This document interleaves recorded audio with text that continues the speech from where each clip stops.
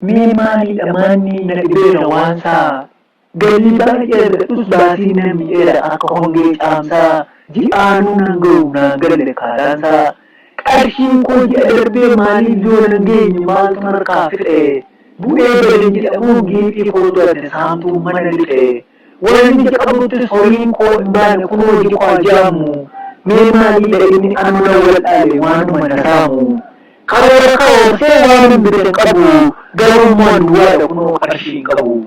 Maaltu bittinneessa maaltu burjaajeessa galii mana kootii akka nu jedhu waan irratti darbee fira raawwati. Tarii daanoo wayiitu dhokatee namootaa kanas hin agarre saamaa jira laata. Moortuuma wayiitu dhokatee bunaana isanitti gafuu isanitti cobu yoo deebii beekanii adaraanatti maafurmaata wal dhaale uumaaf hin sobu. Jettee maaliif adda maaliif rakkata yuutuubeer miidiyaa qalbeeffadhu hordofi deebii sirrii argata. Ilaamee laa qoode ilaamee laa firu mee sirriitti seenii gola sammuu keetii sakkatta'e malee kan qarshii keessaan saamtuunis hin jiru hortuunis hin jiru hattuunis hin jiru. Tarii akka sa'a hiriyaa ilaaltaa jiruu ofii keetii ollaan of madaaltaa. Namni yoo jettee wanta xiqqoo wayiitti dumbullee harcaaftaa moo karooraan alatti horii dhangalaaftaa. Tole akkasoo ni gootaa malaan jiruu mootaa. Jireenya keessaa illee guyyaa tokko ta'u baasii malee mooltaa geejjibas yoo ta'e konkolaataa uumamaa miila kee ni joortaa. Akkas goote taanaan galii xiqqoodhaanuu iyyaan doftuun koortaa. Ilaa akkas goonu mee waa walitti himnu. Hammam galii argannus yoo baasii dhibne malee dinagdeen hin cimnu. Galii qaba jennee yoo hawwine hunda jiruu toora maqa nutti gata duddaa. Akka baluu jennaan baasiin taane uumnee yaaddoo alanfanna rakkoo miila cuumnee.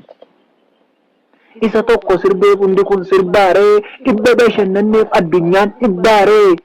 Jettee wita taanaan ollaan cina kootii mi'a qaalii wayii boolee bitee galee isayyoonnas kunoo gammachuu masaammoo korma cimaa qalee isayyuutti dabalee bashannana deema riizoortii gurguddaa gatiinsaa qaalawwaa anjiruu koo jibbe erga gidduu kanaa kunoo suma nawwaa jettee yaadda taanaan jireenyatti ceeta of eeggadhu laawwaa. Anis kana boodammaan buraayyuu tafa booleen daqee bitaa kanan godhu taanaan du'een biyyoota morma kootu citaa. Ani eenyuun gadi iddoo qaalee akkasii maaliif ani hin dhaqu liqii taati malee kanan godhu taanaan dacheen maanni dhimu samii maaf hin baqu. Hiriyaan koo kunoo iddoon nyaata isaatii iddoon nyaata isheetii hoteela Urjammanaa intarnaashinaalii kanan shiroo baadhee olii gadi jooru anumti kun maali liqeeffadheen deema booree naafa ta'u anis lafa qaalii. Inni uffatu inni isheen uffattu huccuun Taayilaandii ammaaltu na dhowwa maafan biteen dhugu bishaan Haayilaandii jettee yaadda taanaan dorgommeen dandeenye alaalatti hawwaa jireenyatti ceeta of eeggadhu laawwaa. Torban dhufu kana mi'a babbareedaan mana kootti guutaa naan jedhe namatu utuu mi'an bitin akkamitti heerumta akkamittiin fuuta.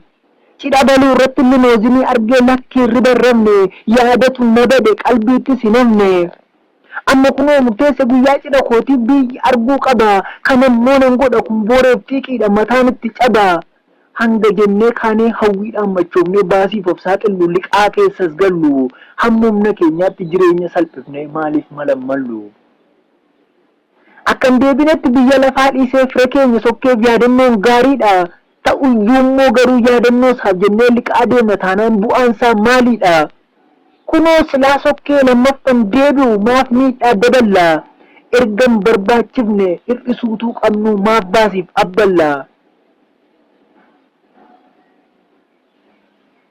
Harka qullaattafnee hawwiidhaan machoofnee baasiin barbaachifne fuunee ofirra tuullee jiruu waliin dhoofnee. Utuu bocuu dandeenyu akka ofii keenyaatti jiruuf seera baasuu akka Oromoon jedhe silaa lafa laallatanii farda gogsiif kaasu. Yoo akkasin godhin hundumaan qabaatti utuu ariifannuu qileen taane buuna dacheen nun liqimsu samiinis nu dida utuun du'in duuna.